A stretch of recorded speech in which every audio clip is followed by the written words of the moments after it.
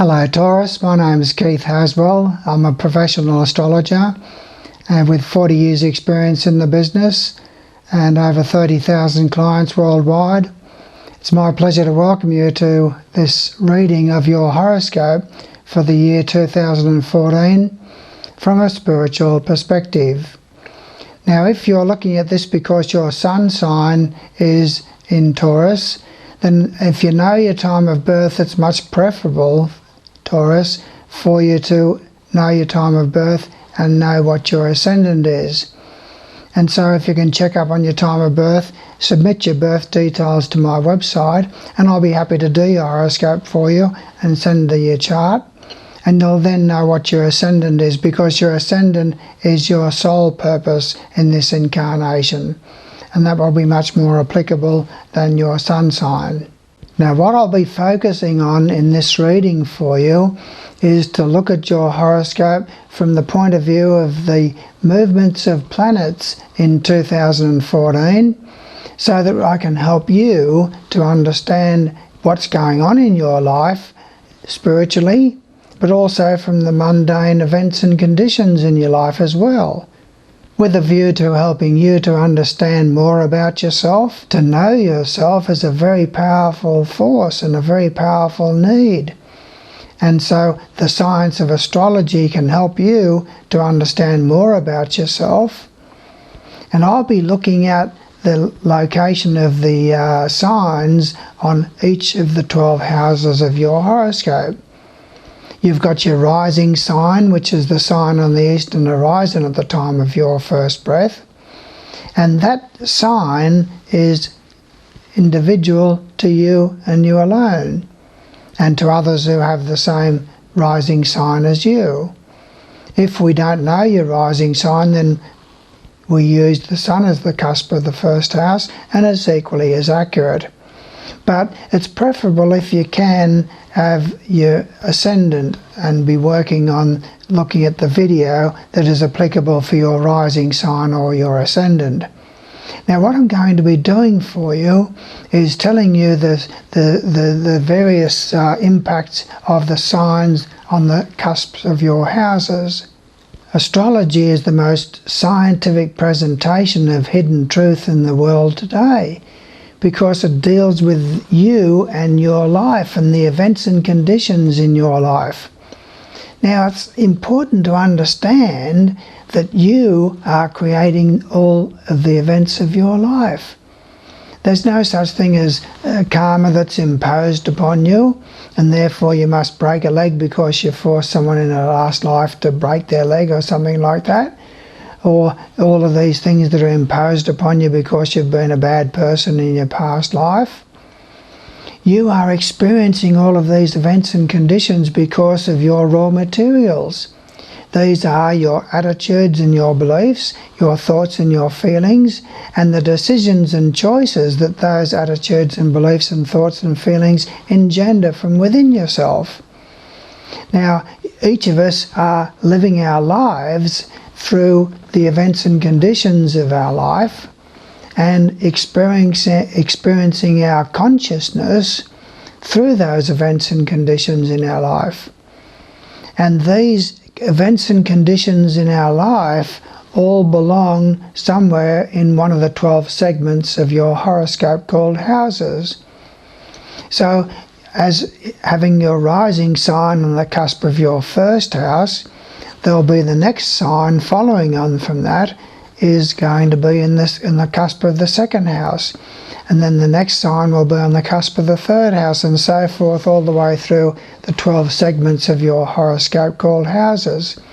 And each of the events of your life fit into one of these 12 houses. But more importantly than that, you are experimenting and experiencing and expressing your consciousness through these houses, and in that process you are gaining experience and you are gaining knowledge, and you are turning that knowledge into wisdom. Now, the most important thing about my reading that I'm going to be doing for you here is that I'm going to be telling you what are the needs that you are fulfilling through these houses of your horoscope, because each of the 12 houses, you are fulfilling certain needs in life through the events and conditions of that house. The first house, for example, is your need to have impact. You need to commence and start projects and ideas so that you can have impact in the world and feel a sense of power. The second house is the house to do with your sense of security and fulfilling your security needs, not just your financial security, but also your physical health security and your emotional security, your mental security, and your spiritual security in life. So through that house, you're fulfilling your security needs. Through the third house, you are fulfilling your needs to communicate. And that is the house where you are dealing with those who are close to you, like relatives and neighbours. The fourth house is where you are fulfilling your belonging needs, to belong to a home environment and a family unit, and to those who cohabitate with you in the home, sharing that family sense of belonging there. So you are fulfilling your belonging needs. The fifth house is where you are fulfilling your need to love. We all need to love, and we all need to have fun. And so entertainments and amusements fit into there. Romance and love fits into there. And sexual activities, sporting activities, restaurants and places of amusement, and children. The greatest capacity for us to express our love is through our offspring. The sixth house is the house where we are fulfilling our service needs. We all need to be having meaningful work. So work belongs in that arena of the sixth house. Meaningful work is very important for you regarding health. So we need to be able to be of useful service in the community through meaningful employment, and that fits into that category of maintaining good health through right diet and exercise. The seventh house is the house fulfilling our needs to have a mate, to have somebody in our life who is an intimate, someone that we can get to know, and to be known in return. To be known is very, very important, and to know someone is a very important need that needs to be fulfilled in life. The eighth house fulfills our need for change. We're all the time reflecting and thinking upon aspects of our nature that we know that we should transcend. And so fulfilling that need for change. The ninth house is the house where we fulfill our need for expansion. And we do that through adult education, through study, research and investigation, through philosophy, religious pursuits, and also travel. The 10th house is where we are fulfilling our esteeming needs. We all have a need to be well thought of in the community and to aspire to the heights of success in whatever our chosen field is, and that brings in the career and business. The 11th house is where we are fulfilling our need for friendship and group activities. We all have the need to have friendships and to have group activities in our life. We are ultimately all working towards group consciousness. And so group activities and club activities all fit into that category. The 12th house is where we are fulfilling our needs for solitude.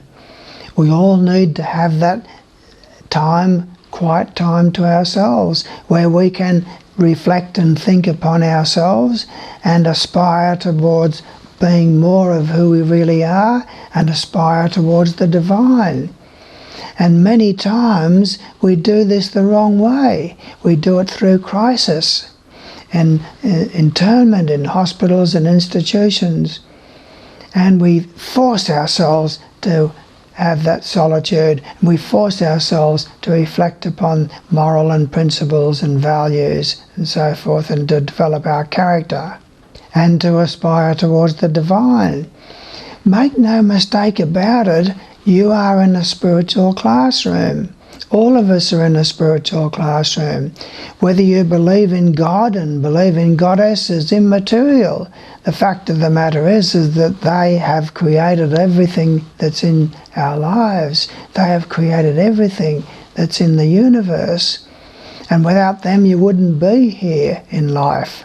Science poo-poos higher beings, and science poo-poos a designer in the universe, but the evidence of design in the universe is just so overwhelming that you must let it in that there is that God and Goddess, that ultimate being who's there to help us and to guide us.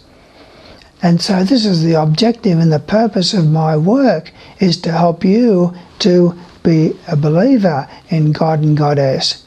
A believer in the fact that they have set it up in a way that allows you and gives you the power to create your own reality. You are creating all of the events of your life. No one is doing it to you. So if you've got pain in your life, you've got to look at your raw materials. You've got to look at your attitudes and your beliefs and your thoughts and your feelings. It's easy to think that no one knows my thoughts and no one knows my feelings, but everything is recorded by yourself, by the higher aspects of yourself, your subconscious mind and your unconscious mind. And so rather than creating all of the events of your life through your subconscious mind and your unconscious mind, you're better off to do it consciously. And so this is what the objective of my intensives are all about, is to help you to understand the laws that we live within in this space-time rule set that we call Earth, this spiritual classroom that we call Earth. And we've all made mistakes. We need to draw upon courage. Courage is the willingness to act, even though you don't have all the answers, and even though some of the answers that you do have are wrong. It's okay to be wrong. It's okay to not be perfect. It's okay to make mistakes. We all do it. And so the idea is to rise above those mistakes from here on, and to start changing those attitudes and beliefs and those thoughts and those feelings that are there in your subconscious mind, thoughts that you don't deserve love, thoughts and feelings and attitudes and beliefs that you're no good, that life is a financial struggle for you, that you'll never amount to anything, that relationships don't work out for you, that you're not lovable, and self-pity and fear and self-sabotage and anxiety and doubt and insecurity. Look, we've all got these things inside of ourselves. And this is what we're in this level of consciousness to do, is to transcend all of those negative aspects of ourselves. And so you sit back and relax now and enjoy the journey here. And I'll take you through a journey for 2014 and tell you what sort of impacts that you're going to be experiencing and which way that you are going to be developing those principles and values within yourself in order to fulfill your needs. Now, Taurus, you create impact in your life through the first house of your horoscope. You are either Taurus Sun, or else you have the rising sign of Taurus, and you create impact in your life through relationships. You're a born lover, and you can be a little bit possessive in your nature. You love the beauties of nature, and you love the mountains and the trees and the plants and the shrubs. And you love beautiful things too, nice cars and possessions and things like that. So you make your mark in the world and create an impact in the world through material things, the accumulation of wealth, and the respect and love of the beauties of the world in both furnishings and in nature and so forth. You can be a little bit overly possessive in relationships, but you're very affectionate, highly sexed. Now, through the second house of your horoscope, Taurus, you are fulfilling your needs for security in life. Not just financial security, but also emotional security, mental security, and spiritual security. And you do so through the sign Gemini. You've got Gemini on the cusp of your second house. Now, Gemini means that you create that sense of security through your dealings with relatives and through your ability to communicate ideas, especially about budgeting wisely and things like that. You can have many changing circumstances as far as your finances are concerned, though. Many fluctuating circumstances in life, Taurus. And you can have two sources of income going at the one time. But there's a distinct sense of duality in your nature too, with regard to financial matters. Perhaps you have to keep certain secrets from certain relatives and things like that about your finances, and things that you discuss with your accountant or your wife or your husband is another factor altogether. Now, the third house, Taurus, is related to your communication needs and your need to communicate with people, and you have Cancer on the cusp of your third house. So that means that you communicate in a very loving way, and you communicate with relatives. You communicate with family and prolifically. And you communicate with those in your neighbourhood about family matters and domestic matters and matters that are important to them about their family unit and their sense of belonging to a family.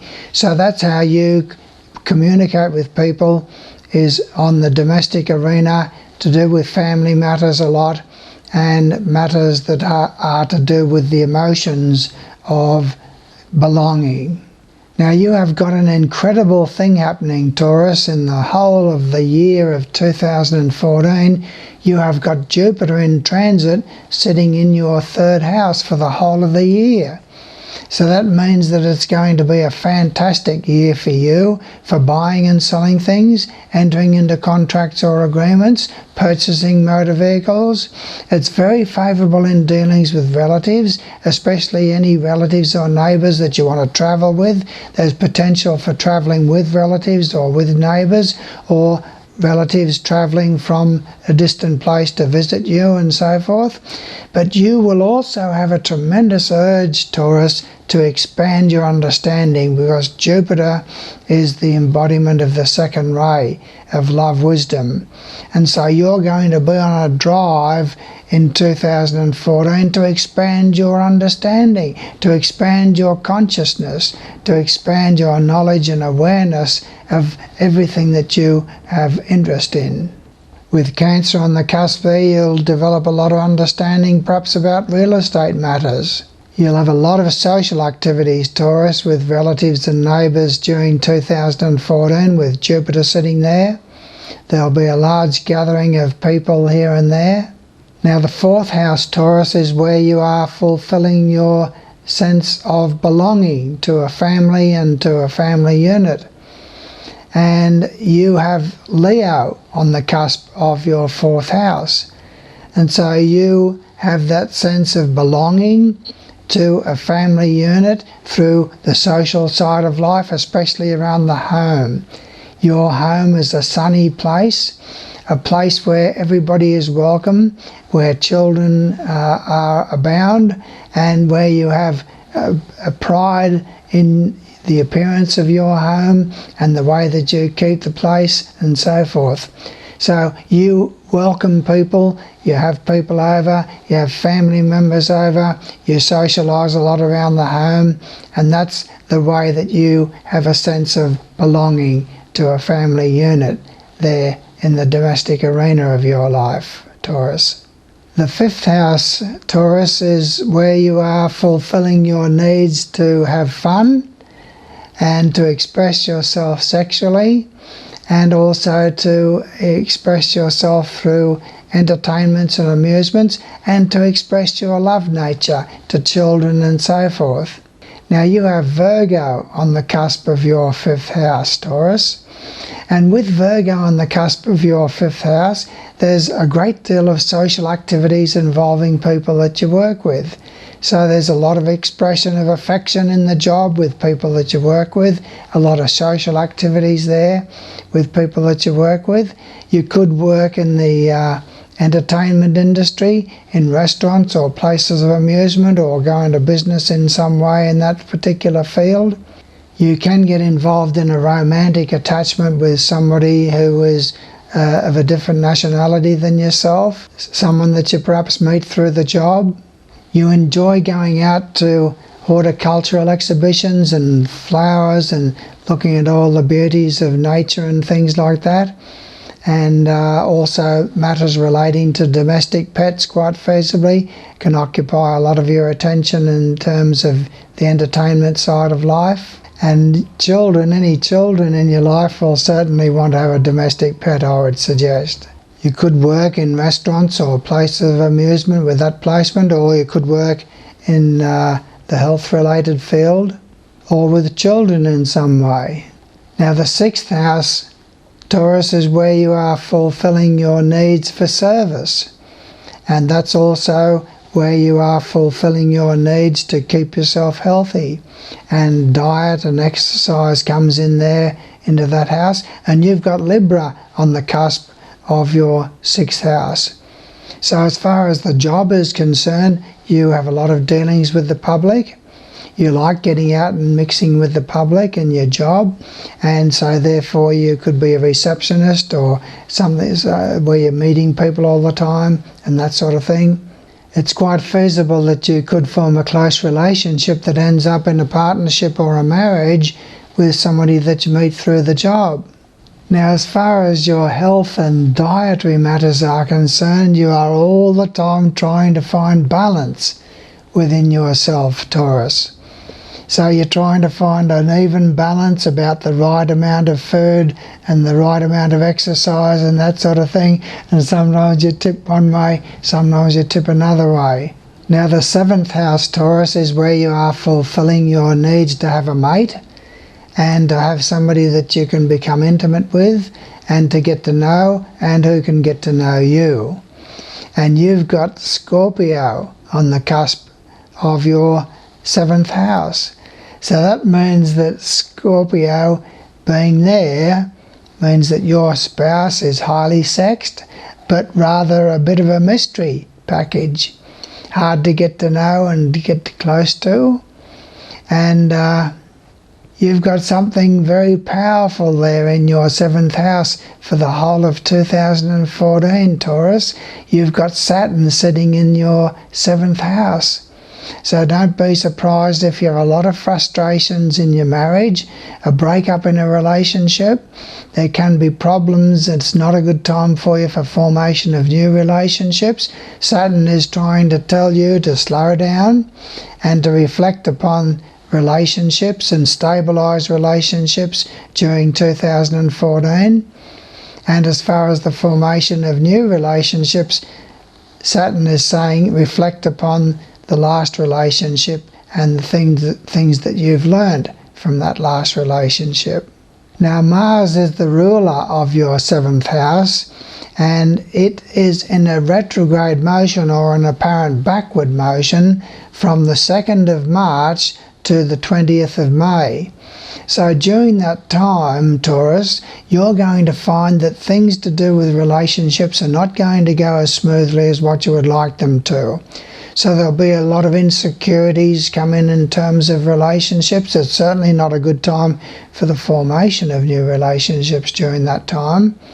And there can be a lot of insecurities and secret worries in so many ways to do with court cases and legal matters and that sort of thing too, which belong in the 7th house. So during that particular time, it's not a good time for court cases and things like that. And with Saturn sitting there during the whole of the year of 2014, I would suggest that no, it's not a good time for making changes in relationships, and it's not a good time for having legal matters precipitated. The 8th house, Taurus, is where you are fulfilling your needs to have change and you do that through introspection and reflection. Change of aspects of your nature that you feel as if you've become addicted to, patterns of behaviour that have become your addictions in life. You've got the sign Sagittarius on the cusp there of your 8th house. So you fulfill your need for change through travel and through expansion of your consciousness through study, research and investigation of philosophy and spiritual and religious matters. You're very goal-oriented when it comes to joint finances. You do need to have some progressive goal to work towards in life, Taurus, between you and your partner. And there's a sense of adventure there with regard to expanding your finances. Now, Jupiter is the ruler of your 8th house, Taurus, and it is in a retrograde motion, in an apparent backward motion, from the beginning of 2014 through until the 7th of March. So during this time, Taurus, you're going to have a few secret worries to do with joint finances, and you won't be able to bring about changes within yourself so smoothly. You'll probably bring changes inside of yourself through a lot of insecurities, perhaps to do with joint finances, but other factors too, factoring into your sexuality and things like that. So during that time, just be very careful with regard to decisions and judgments that you make to do with joint finances, because your judgment could be in error. Now then, on the 7th of March, it goes direct again, Jupiter, and so things will go better for you to do with joint finances, and changes will go more smoothly for you for the rest of the year until the 9th of December, Taurus. And then Jupiter goes retrograde again right the way through the Christmas and into the new year, and so that's going to bring a few insecurities for you as far as those changes that you're trying to bring about within yourself during that particular period as well. Now the 9th house, Taurus, is where you are fulfilling your needs for expansion and adventure, and you do that through travel and through the study of philosophy and spirituality and adult education. And you've got the sign Capricorn on the cusp of your 9th house. So there was some interference and a break in your adult education. Any plans for travel that you have many times will be obstructed or delayed or put off. Your career could take you into travel and adventure, and it could be to do with the travelling industry or to do with teaching or something like that. It could be a government job, and it could be involved in the importing or exporting side of things. You can have a nasty experience whilst overseas, Taurus. You can travel overseas and have problems with the food that you eat there or something like that. So you've got to be very careful with your plans for travel. Saturn on the cusp there is saying that you've got to be wise and plan things out very carefully in any plans for travel, and the same goes for expansion and the development of your consciousness about spirituality and all adult education. You've got to plan things out very carefully. Now on the cusp of your 10th house, Taurus, you've got the sign Aquarius, and the 10th house is where you are fulfilling your needs for high achievements in life and honour and respect in the community. So it's the house to do with business, and with the Aquarian energies there on the cusp of your 10th house, you can expect the unexpected with regard to career and business.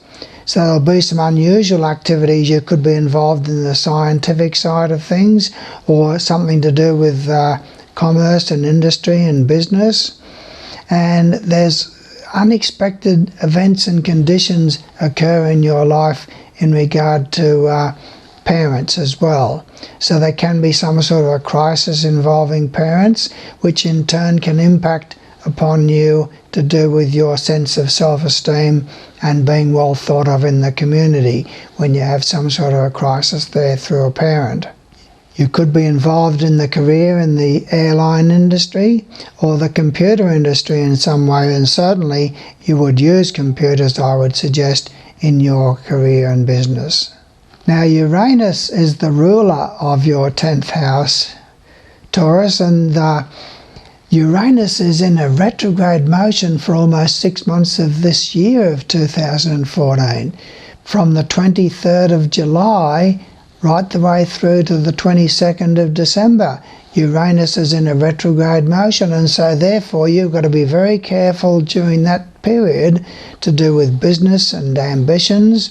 Be careful to expand slowly and gradually and meticulously and carefully during that time. And there can be some unsettling conditions to do with parents, and dealings with government departments can bring unexpected hiccups too during that particular time. Now Taurus, the 11th house is where you are fulfilling your needs to form friendships and to be involved in group activities and to experience group consciousness in that respect. And you've got Pisces on the cusp there of your 11th house. The 11th house, therefore, is a place where you have some very strange circumstances. Problems with friends who have problems with drugs or alcohol, for example. Friends who pile their troubles upon you and cause you a lot of insecurities and secret worries about them. And you can have secret romantic attachments and involvements with friends. They can confide in you with a lot of things that you really don't want to have anything to do with. And there's a lot of strange circumstances there, but also by the same token, you can get involved in a lot of group activities of a very religious or spiritual nature with friends, and you can have a lot of group activities and club activities and things like that connected with the spiritual side of life and the religious side of life. And the last house is your 12th house, Taurus, and you've got Aries on the cusp there of your 12th house. With Aries on the cusp of your 12th house, you do have a lot of crises in life. You do have a lot of stresses and tensions that you don't openly discuss with other people. And this projects you into that sense of isolation and solitude, whereby you introspect and reflect a lot upon what's going on inside of yourself that you're not discussing with other people. And through this solitude, you reach toward the divine and that higher aspects of yourself, your higher self. Now you've got something happening there in your 12th house, Taurus, for the whole of 2014, and that is you've got Uranus in transit is there in your 12th house for the whole of the year. Now what that brings about is strange circumstances, secrets that you have to keep, crises involving friends, crises in life that could see the sudden hospitalisation of yourself, the sudden hospitalisation of a friend or a relative. There's potential for the sudden hospitalisation of a parent with that sort of placement. And you'll have some very unusual experiences through group activities too. Crises and things like that. Potential for the unusual there in terms of your secret worries, insecurities, and your sense of solitude. With Uranus there in the 12th house of your horoscope, Taurus, there is potential for a secret relationship which is not in your own best interest as well. So all in all, Taurus, it's a bumper year for you as far as dealings with relatives are concerned, for buying and selling things.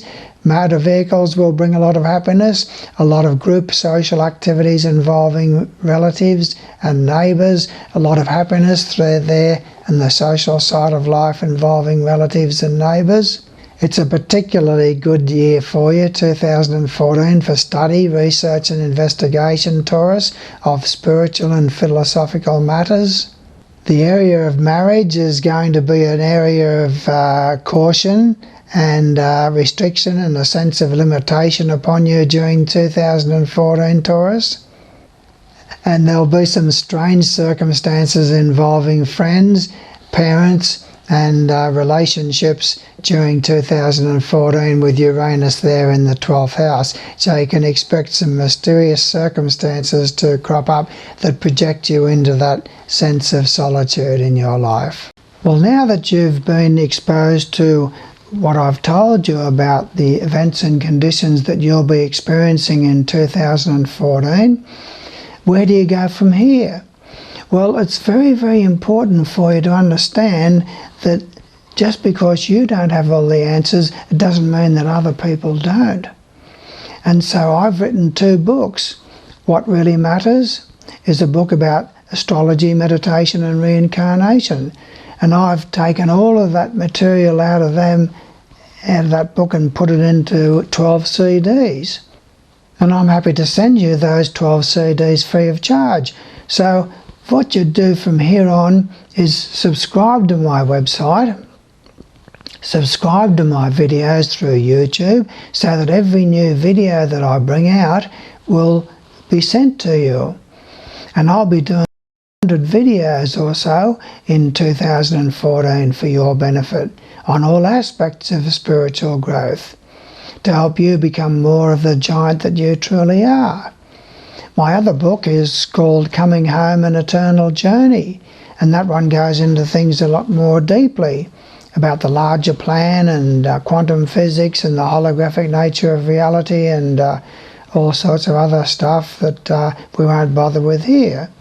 So what I want to help you to do is to be more successful in your life, to be able to consciously create the events and conditions in your life. You have that power. Make no mistake about it. You have that power inside of yourself to create all of the events and conditions in your life by conscious choice instead of subconscious choice as you're doing now. So submit your birth details, even if you've watched videos of mine in the past. Submit your birth details so that I can send you your chart together with those 12 CDs out of my first book on astrology, meditation and reincarnation.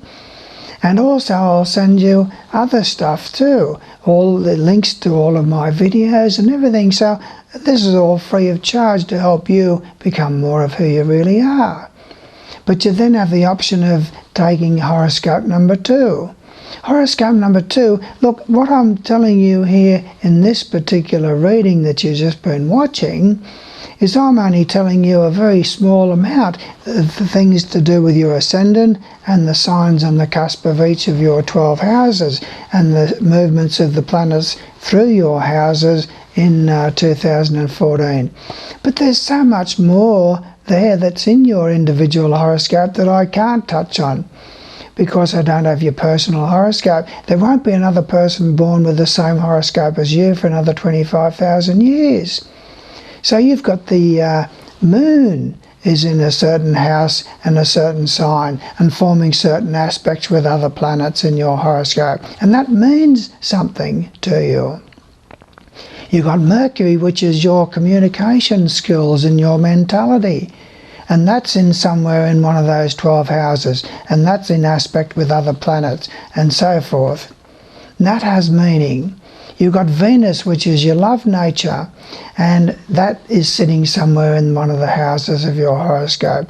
And Mars is sitting in one of the houses of your horoscope. All of these things have meaning. They have aspects with each other, with other planets and so forth. So this all has meaning. Jupiter is a major beneficial influence in your life. Where have you got Jupiter sitting in your horoscope, which is the main area that you can find happiness and joy and wonder and expansion in your life? Saturn is sitting somewhere in your horoscope, so there's a lot of tests there involved with Saturn. And Uranus and Neptune, all these planets have impact, and they're all sitting in different houses of your horoscope, and they're all forming aspects and relationships with each other that make you unique and different from everybody else.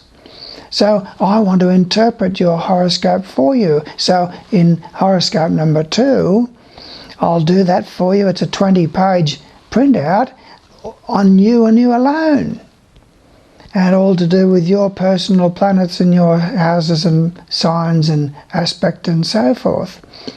And then to have horoscope number 3 is my voice with beautiful relaxing backing music to tell you all about the intimate side of your life and where your tests lie and what's going on in the immediate past, so you can say, yes, he knows what he's talking about, and then I'll go into the immediate future, 5 years or so for you, and tell you what's coming up. This helps you to have a map to know where you're going in life.